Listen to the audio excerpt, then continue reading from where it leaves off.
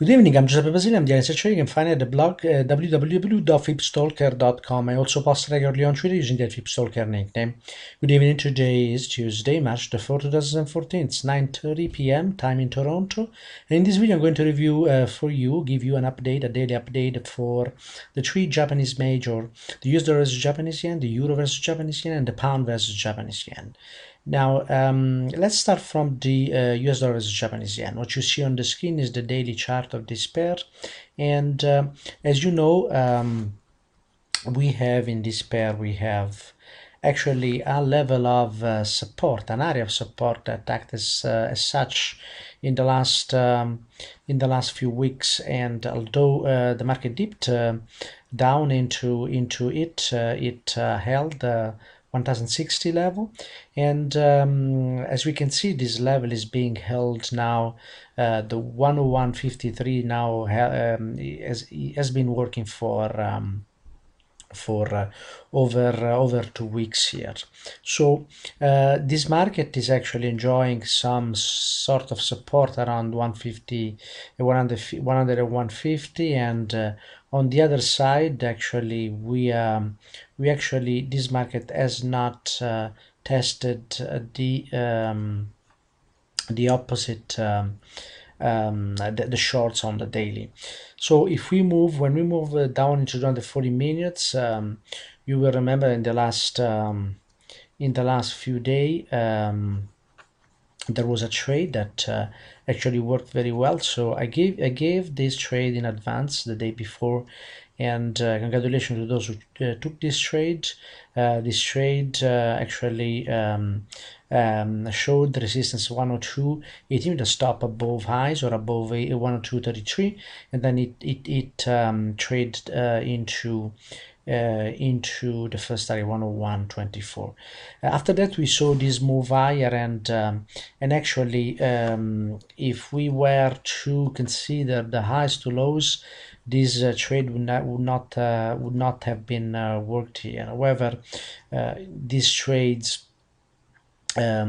was actually originating from a level of support here. So having a level of support on the daily chart actually makes less probable these trades, the short trades here, because we have program trading on the higher time frame pushing this price higher. However, we can always resort and revert to the 15-minute chart. That is what you see on the screen, and always follow the sequence of measure move we have on this time frame. So when we do that, we can actually discover, using the Fibonacci stalking technique, we can discover where the market might be reversing. What is the level the exact level we have to watch. As we can see here, we had the first trades 101.37, bringing price into first and second target 101.64 and 101.78 respectively, and then when we traced again from highs to highs, we had again market respecting the next level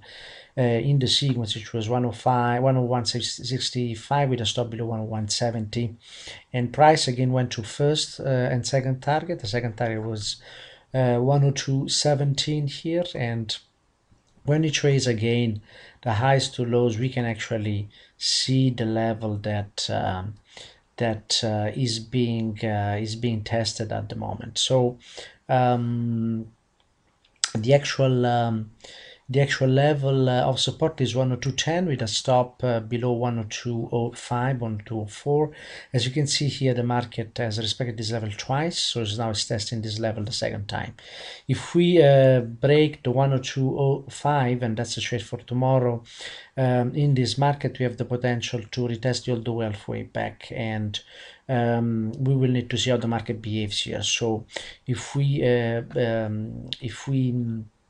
break 102, there is a possibility for a short at 102.05 with a stop above highs, and actually profit taking at 101.73. There is no certainty that this level is going to be breached here.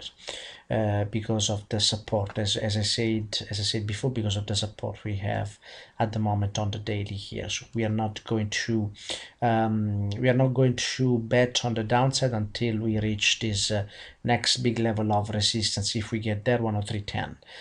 Moving to the euro versus Japanese yen, I'll start from the daily again.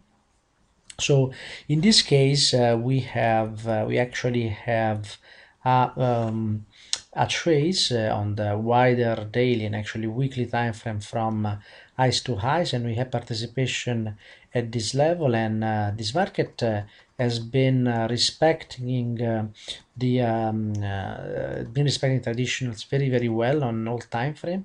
As we can see here, highs to lows, we had participation on the downside at this 140.98, 141, and at the same time on a smaller daily time frame, we also have respected this 113.877 here. So as you can see, the market is constrained between 140, 141 and 138.70, and so it's important to study the opportunities that are going to be in this market. So if we zoom out here, we trace again the level of resistance, the level of resistance.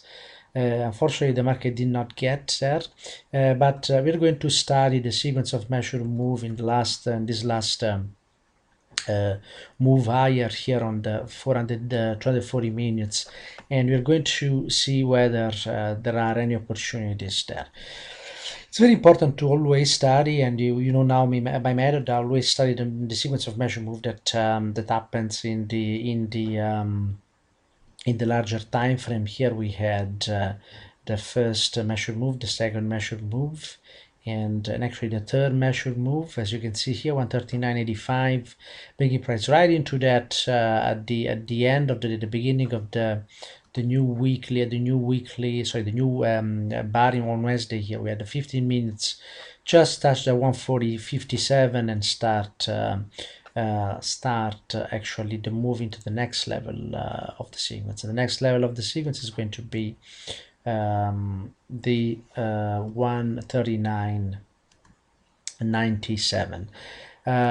Also, we will have the old way halfway back, which can always get participation. So I would not get involved in 139.82 here, because we have a double level of support here, and as you can see, also the market went to close that that gap down here. So actually there is a possibility for this market to continue lower, and it will continue lower and retest again this level of support that has been very clearly identified. So there is a possibility for this market to continue lower. Unfortunately, on the 15-minute and on the 240 minutes, we don't have, for this market at this moment, we don't have a clear short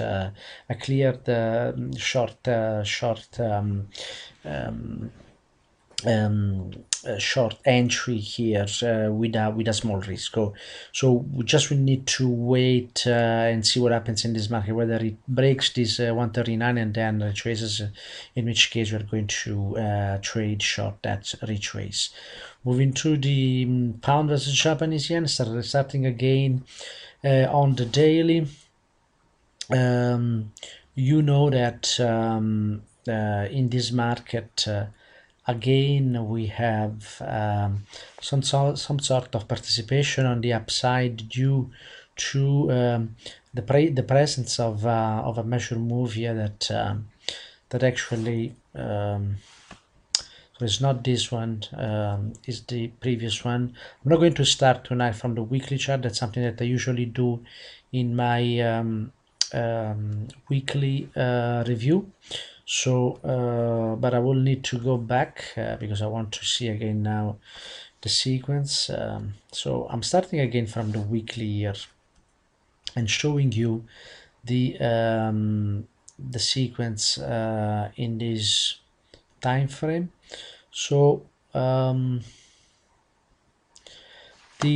this time frame, if you remember, we had lows to highs here, and we price went into first and second target, and then from highs to highs we actually had participation without breaking the 61 line here. So if we go back, this is May last year, May 2013. So this is the level that we have to consider for this trace, and this level actually showed an area of support for this market, area of support that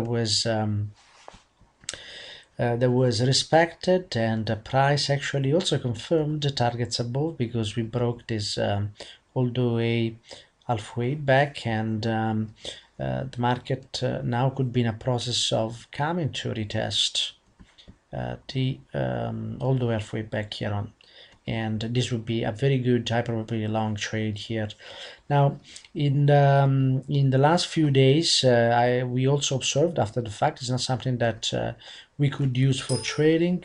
I only observed this after the fact, and now it's something that I observed, so now is something that I can use for trading, because as you can see here, program trading is using this level, is using this 169 area as a support. And in this market, however, we also had recently, actually today, if we move to the 240 minutes, we can see that there is an high to low a level of resistance. So you could trade this in several ways. First of all, we know that this market is in the process of, although it has the support that I show you before on the daily chart is very clear, this 169 is in the process of moving back to retest this level, and this is part of the rules. This is what the program trading is going to do as part of the rules they use. And so for this reason, it's meaningful to trace this 170.35, these highs to lows, and this could also be traded as it is. So entering short at 170.35 and putting a stop above 170.72 above that level.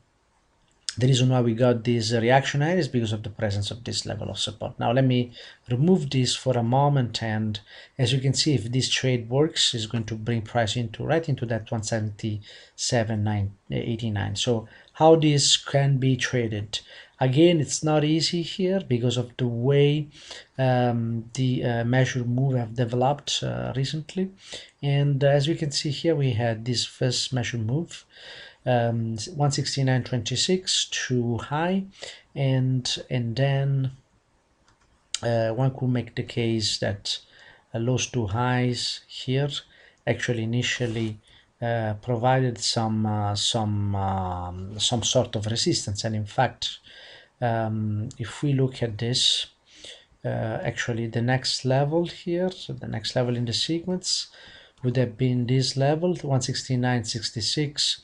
Price brought into first and second target, and then again, we could actually trade the next level. So we would then short once we broke this 170.02. Is not easy to see here. 170.01 would have been the level to show with the stop above highs, and this would have given you a free risk trade here. So you take half off, and then you actually put your stop, you keep your stop for the other half, and this would have actually taken you out, but only with cost and slippage here. And going back to the 240 minutes, then you would have the market not just stopping at the previous high to lows here, but just continuing higher. And I gave you these two levels yesterday, if you remember well. So at the moment, moving back to the 15 minutes, there is still the possibility for this market to come back, and actually this market traded again to highs to highs here, and reached targets. And then so one level to watch is definitely this these highs, two highs. And unfortunately, it's not a good trade here because the risk could be too high. Anyway, I hope this helps. Keep an eye on these markets, good opportunities and clear levels here. Good luck tomorrow. Thanks for watching. Bye bye. Bye bye now.